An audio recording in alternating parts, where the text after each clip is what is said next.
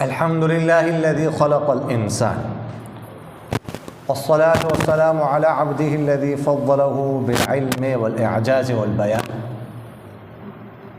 وعلى صاحبه أبي بكر جامع القرآن، وعلى الفاروق الموصوف بالعدل وكذلك كان، وعلى عثمان التقي الحي الذي تستحي منه ملائكة الرحمن، وعلى علي سيد العلماء والشجعان، وعلى سائر أهله وأصحابه صلاة قائمة على ممر الزمان. أما بعد، فأعوذ بالله من الشيطان الرجيم. بسم الله الرحمن الرحيم. ربنا وابعث فيهم رسولا منهم يتلو عليهم آياتك ويعلمهم الكتاب والحكمة ويزكيهم إنك أنت العزيز الحكيم. وقال الله تبارك وتعالى في مقام آخر: بسم الله الرحمن الرحيم. اقرأ باسم ربك الذي خلق، خلق الإنسان من علق. اقرأ وربك الأكرم الذي علم بالقلم، علم الإنسان ما لم يعلم. وقال رسول الله صلى الله عليه وسلم: إنما بعثت معلما، أو كما قال عليه الصلاة والسلام: صدق الله مولانا العظيم وصدق رسوله النبي الكريم، ونحن على ذلك من الشاهدين والشاكرين، والحمد لله رب العالمين. عزیزان من، بزرگان محترم، حضور اقدس صلی اللہ علیہ وسلم کی پاکیزہ سیرت کے حوالے سے گفتگو عرض کی جا رہی ہے۔ حضور اقدس صلی اللہ علیہ وسلم کی زندگی کے مختلف پہلوؤں کے حوالے سے گفتگو عرض کی جا رہی ہے۔ حضور اقدس صلی اللہ علیہ وسلم کی زندگی کے اہم پہلو وہ ہے تعلیم و تعلم، وہ ہے سیکھنے اور سکھانے کا سلسلہ، وہ ہے حضور اقدس صلی اللہ علیہ وسلم کی زندگی بحیثیت معلم، ایک استاد۔ دیکھیے گا، علم کی بنیادی طور پر دو قسمیں ہیں۔ ایک قسم وہ ہے علم کا جو ہمیں حاصل ہوتا ہے حواس کے ذریعے سے، ہمارے جو حواس خمسہ کے ذریعے سے۔ ہم کسی گلاس میں پانی ہے، گلاس کو ہاتھ لگاتے ہیں تو ہمیں پتہ چل جاتا ہے، ہمیں ہماری باڈی جسم ہے وہ ہمیں بتاتا ہے کہ یہ پانی ٹھنڈا ہے یا گرم ہے، پتہ چل گیا۔ ہم یا ہاتھ لگائے بغیر ہم دیکھتے ہیں تو ہمیں پتہ چل جاتا ہے اس گلاس کے اندر پانی ہے یا خون ہے، یہ ہمیں علم حاصل ہوا۔ ہم کسی کی آواز سنتے ہیں کانوں سے تو ہم معلوم کر لیتے ہیں یہ انسان کی آواز ہے یا جانور کی آواز ہے، انسان کی آواز ہے، مرد کی آواز ہے یا عورت کی آواز ہے، بچے کی آواز ہے یا بوڑھے کی آواز ہے۔ یہ ہمیں کان کے ذریعے سے علم حاصل ہوا۔ اس طرح ہم کسی چیز کو سونگھتے ہیں تو ہمیں جو ہے نا اس کا علم حاصل ہوتا ہے، کسی چیز کو چکھتے ہیں ہمیں اس کا علم حاصل ہوتا ہے۔ ایک علم یہ ہے، یہ جو علم ہے اس میں تو کسی بھی قسم کی کوئی وحی کی ضرورت نہیں ہے کہ انسان کے رہنمائی وحی کے ذریعے سے کی جائے۔ ہاں، یہ بھی قدرت کے ذریعے سے ہوتا ہے، اللہ تعالیٰ کے ذریعے سے۔ اللہ تعالیٰ نے ہمیں حواس دی ہیں، ٹھیک ہے نا، ہمیں اللہ تعالیٰ چکھنے کا لذت کی قوت عطا فرمائی ہے۔ اگر یہ جو چکھنے کی ہے ہماری حصہ ہے یہ ختم ہو جائے تو ہمیں کیا پتہ کہ جو ہے نا وہ کڑوی چیز کیا ہے، میٹھی چیز کیا ہے، کچھ نہیں پتہ۔ تو لیکن اس میں وحی کی ضرورت نہیں ہوتی۔ انسان کی دوسرا علم حاصل کا دوسری قسم وہ ہے وحی۔ اس میں انسان اپنی عقل سے، اپنے حواس سے کچھ نہیں کر سکتا، حواس خمسہ وہاں پر کام چھوڑ جاتے ہیں۔ تو اس وحی کے سے ہدایت حاصل کرنے کے لیے اللہ تعالیٰ نے اس دنیا میں مختلف انبیاء پیغمبر بھیجے، حضور اقدس صلی اللہ علیہ وسلم بھی یہی وحی کی ہدایت کے لیے بھیجے گئے۔ تو اس میں انسان کا اپنا کوئی کمال یا اپنی عقل جو ہے وہ نہیں چلتی۔ حضور اقدس صلی اللہ علیہ وسلم نے مکہ مکرمہ میں بھی تعلیم و تعلم کا سلسلہ جاری رکھا، مدینہ منورہ میں بھی، لیکن مکہ مکرمہ میں کوئی ایسا ایک ادارہ یا آج کل کے الفاظ میں جسے ہم مدرسہ کہہ سکتے ہوں وہ نہیں تھا۔ دار ارقم تھا، حضرت ارقم کے گھر میں جمع ہوتے تھے، چھپکے سے وہاں پر تعلیم و تعلم کا سلسلہ چلتا رہتا تھا، صحابہ وہاں پر جمع ہوتے تھے۔ لیکن جب حضور اقدس صلی اللہ علیہ وسلم نے مدینہ منورہ ہجرت فرمائی تو اس کے بعد جو سب سے پہلا کام کیا وہ تو مسجد نبوی کی تعمیر ہے، مسجد نبوی بنائی۔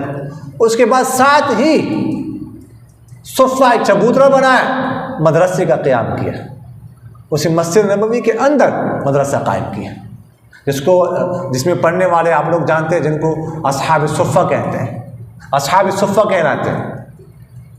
یہ تقریباً 400 کے لگ بھگ طلباء اسٹوڈنٹس ہوتے تھے، اور تقریباً 70-80 کے قریب طلباء تو وہاں پر رہائشی ہوتے تھے، مستقل وہاں پر رہتے تھے، رات کو ادھر ہی سوتے تھے، اسی مسجد نبوی میں، اسی مدرسے میں، اور دن کو تعلیم و تعلم کا سلسلہ جاری رہتا تھا۔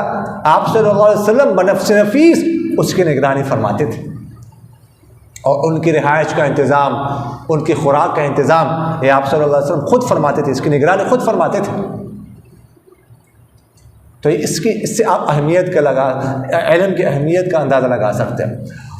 اس مدرسے میں قرآن کا علم بھی دیا جاتا تھا، قرآن پڑھا جاتا تھا، تجوید بھی پڑھائی جاتی تھی کہ قرآن کیسے پڑھنا ہے۔ دیہاتی لوگ تھے، ویسے تو عربی ان کی زبان تھی، لیکن تجوید جو ہے نا وہ تجوید کے ساتھ عربی نہیں بولتے تھے نا، تو تجوید کا فن بھی وہاں پر سکھایا جاتا تھا، اور اسی مدرسے میں حدیث کا علم بھی ہوتا تھا، اسی مدرسے میں سیاست کا علم بھی ہوتا تھا۔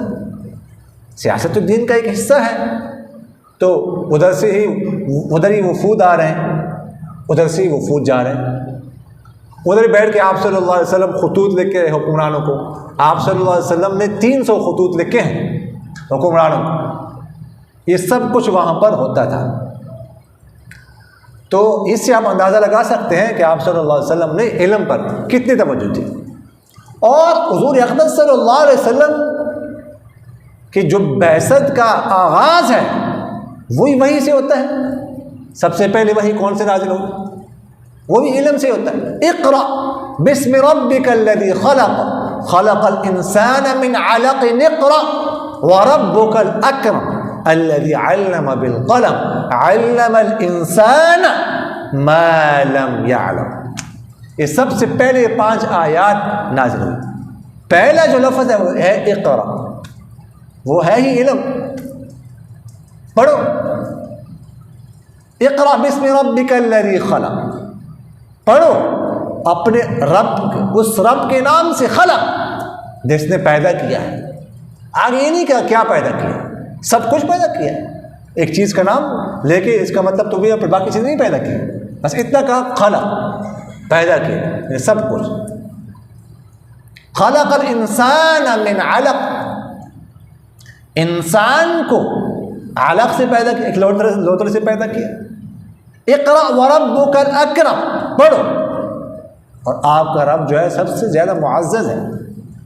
الذی علم بالقلم، وہ رب جس نے قلم کے ذریعے سے سکھایا ہے، تعلیم دیا۔ الذی علم الانسان ما لم يعلم، انسان کو وہ کچھ سکھایا جو وہ نہیں جانتا تھا۔ تو سب سے پہلے جو وحی ہے اس کا جو آغاز ہے وہ علم سے ہو رہا ہے، وہی علم۔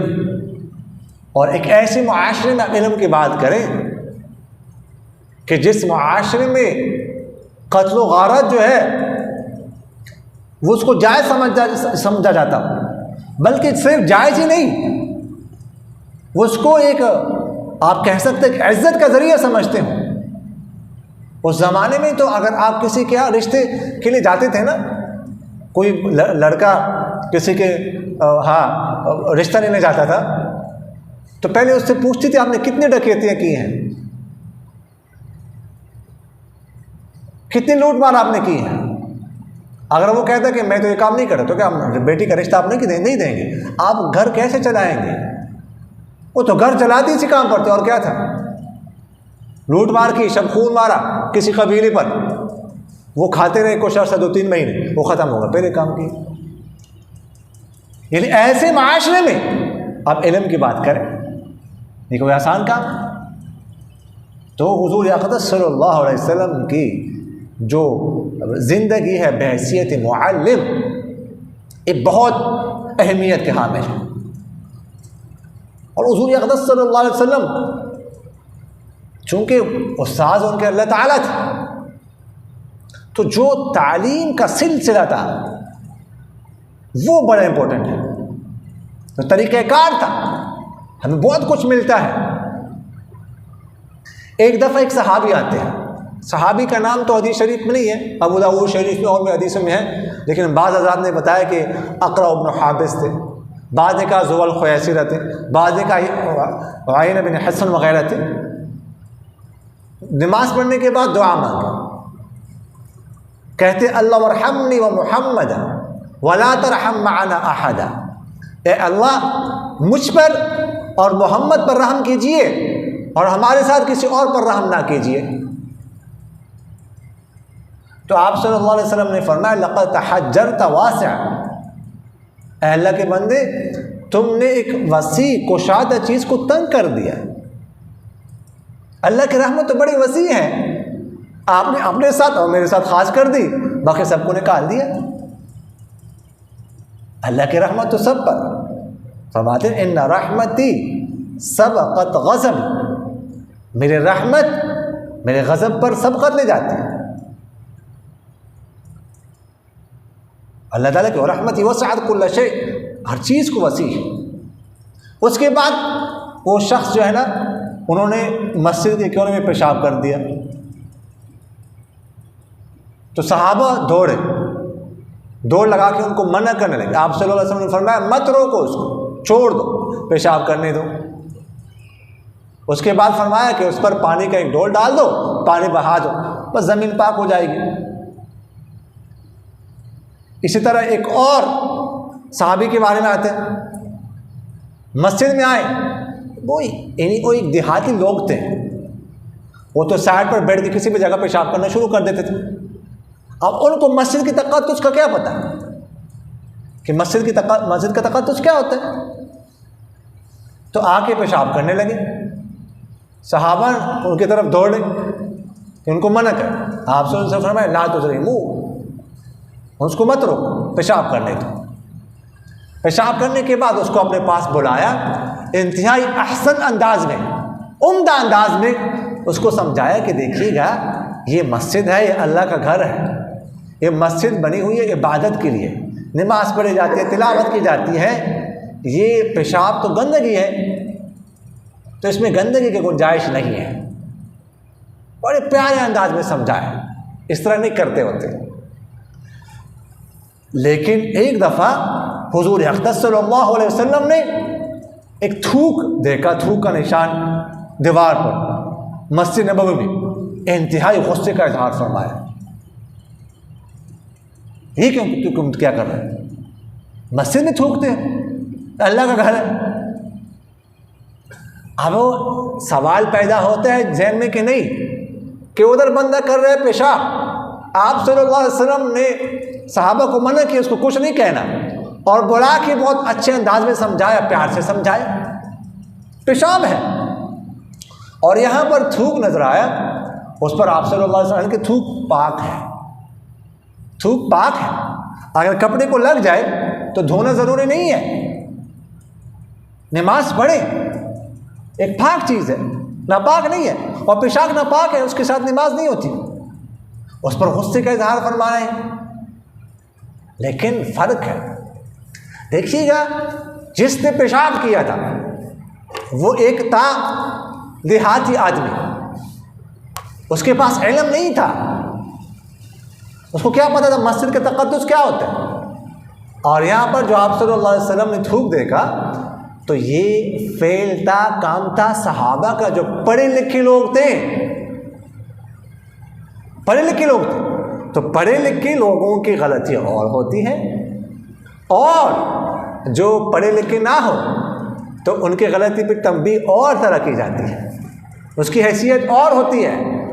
تو یہ ایک طریقہ کار ہے تعلیم و تعلم کا، یہ ہمیں ملتا ہے آپ صلی اللہ علیہ وسلم کی زندگی میں. اور آپ صلی اللہ علیہ وسلم نے مردوں کے بارے میں نہیں صرف مردوں، عورتوں کے بارے میں بھی کہا. فرمایا آپ صلی اللہ علیہ وسلم نے کہ جس نے اپنی باندی کو تعلیم دی، سکھایا اور اس کی اچھی تربیت کی، پھر اس کے بعد اس سے نکاح کر لی، یعنی آزاد کر کے. جب تک باندی کسی کی ہوتی ہے اس سے نکاح نہیں کیا جا سکتا. ملکیت اور نکاح دونوں چیزیں جمع نہیں ہو سکتی. نکاح کرنا ہے ویسے باندی کے ساتھ، اگر اہل کتاب ہے مسلمان ہے تو ازدواجی تعلق قائم کرنا ویسے جائز ہے، ٹھیک ہے. لیکن اگر نکاح میں لاتے ہیں تو پھر اس کو آزاد کرنا پڑے گا. تو فرمایا کہ پھر اس سے نکاح کیا یعنی آزاد کر کے تو اس کو ڈبل اجر ملے گا. یعنی آپ صلی اللہ علیہ وسلم تو یہ نے فرمایا کہ غلام کو اور باندیوں کو بھی تعلیم دو، ان کو بھی پڑھاؤ. حالانکہ اس زمانے میں غلام یا باندی کو انسان ہی نہیں سمجھا جاتا تھا، کوئی حیثیت نہیں تھی معاشرے میں ان کی. لیکن آپ صلی اللہ علیہ وسلم نے ان کو بھی کہا کہ ان کو بھی تعلیم کے زیور سے آراستہ کرو. اس سے اچھا، بدر کے جو قیدی تھے 70 بندے گرفتار ہو گئے تھے مشرکین کے. فدیہ لیا، اس کے پاس کچھ نہیں تھا. تو آپ صلی اللہ علیہ وسلم نے فرمایا تمہارا فدیہ یہ ہے کہ تم میں سے ہر بندہ صحابہ کے بچوں کو، انصار کے بچوں کو، صحابہ کے بچوں کو یا صحابہ کو میں سے ہر ایک کو 10 بندوں کو پڑھائے گا، تم میں سے ایک بندہ، پھر وہ آزاد ہوگا. پڑھائیں. تو انہوں نے ان سے حدیث تو نہیں پڑھوانی تھی نا، وہ مشرکین مکہ سے حدیث پڑھوانی تھی، یا ان سے تفسیر پڑھوانی تھی، یا ان سے فقہ پڑھوانی تھی. کیا لکھت پڑھت، ریاضی، زبانیں. میں نے آپ سے عرض کیا حضور اقدس صلی اللہ علیہ وسلم نے 300 خطوط لکھے ہیں جو تاریخ میں ملتے ہیں مختلف زبانوں میں. حضرت زید بن ثابت رضی اللہ تعالیٰ کے ذمہ لگایا تھا آپ صلی اللہ علیہ وسلم نے عبرانی سیکھو. ماشاءاللہ ذہین تھے وہ، اللہ تعالیٰ نے حافظہ دیا ہوتا، ویسے سارے ذہین تھے. وہ کہتے ہیں میں نے 15 دن میں عبرانی زبان سیکھ لی. لینگویج سیکھنا بڑا مشکل کام، 2 ہفتوں میں سیکھ لی، ٹھیک ہے. تو ان کے اسی طرح عبداللہ بن سعید بن العاص رضی اللہ تعالیٰ عنہ، ان کو استاد مقرر کیا تھا آپ صلی اللہ علیہ وسلم نے اصحاب صفہ کا، صفہ مدرسے میں لکھت پڑھت سکھائے. اس سے عبادہ بن صامت رضی اللہ تعالیٰ عنہ کو استاد مقرر کیا تھا، ان کو پڑھائیں. تو اس سے آپ جو ہے نا علم کی اہمیت کا اندازہ لگا سکتے ہیں. خاص کر سرکار دو عالم صلی اللہ علیہ وسلم کی نظر میں علم کی اہمیت کیا تھی. اخروی علم بھی، لیکن ساتھ ساتھ جو معاشرے کا عصری علوم ہوتے ہیں وہ بھی سیکھنے ہیں، لیکن وہ ضرورت کے مطابق. ساری زندگی انسان اسی میں لگائے اور قرآن کے کسی مسئلے کا پتہ ہی نہ ہو، قرآن کا ترجمہ نہ آتا ہو، تو یہ بڑی ناانصافی ہے. قیامت پہ اللہ تعالیٰ فرمائیں گے نا کہ میں نے تو ایک کتاب بھیجی تھی، بس اتنی سی تھی، بس تو انہیں پتہ نہیں کون کون سی کتابیں پڑھ لی. میٹرک میں اتنی کتابیں پڑھتے ہیں کہ ہم اٹھا نہیں سکتے. بچے جو ہے نا وہ بیگ نہیں اٹھا سکتے، صرف میٹرک کی کتابیں، ٹھیک ہے. FSC کی کتابیں دیکھ لو، میڈیکل کی کتابیں دیکھ لو، PhD کر لیتے ہیں. اتنی کتابیں پڑھتے ہیں کہ ایک گدھا جو ہے نا وہ بوجھ نہیں اٹھا سکتا. تو اللہ تعالیٰ فرمائیں گے یہ ساری کتابیں آپ نے پڑھ لی، لیکن میری ایک کتاب تھی، اتنی سی تھی، وہ آپ کو نہیں آئی، اس کا ترجمہ آپ کو نہیں آیا، حتیٰ بعض لوگوں کو ناظر تک نہیں آتا صحیح، تو میرے لیے کیا کیا تم نے؟ پھر کیا کہیں گے آپ؟ تو عصری علوم سے ممانعت نہیں ہے، وہ بھی سیکھ لے، لیکن شریعت کے علوم کم سے کم قرآن کا علم تو ہمارے پاس ہو کہ نہیں؟ نہ، اس کا ترجمہ تو آتا ہوں، اس کو صحیح پڑھنا تو آتا ہوں۔ آپ صلی اللہ علیہ وسلم نے صحابہ کو بھی، حالانکہ وہ عربی زبان ان کی تھی، ان کے بھی قرآن پاک کے الفاظ کی تشریح کراتے تھے، بعض اوقات بعض الفاظ کی تفسیر کرتے تھے۔ تو علم حاصل کرنا، خاص کر اخروی علم حاصل کرنا، یہ ہم سب کی ذمہ داری ہے۔ اللہ تعالیٰ مجھے اور آپ حضرات کو ان باتوں پر عمل کرنے کی توفیق نصیب فرمائے۔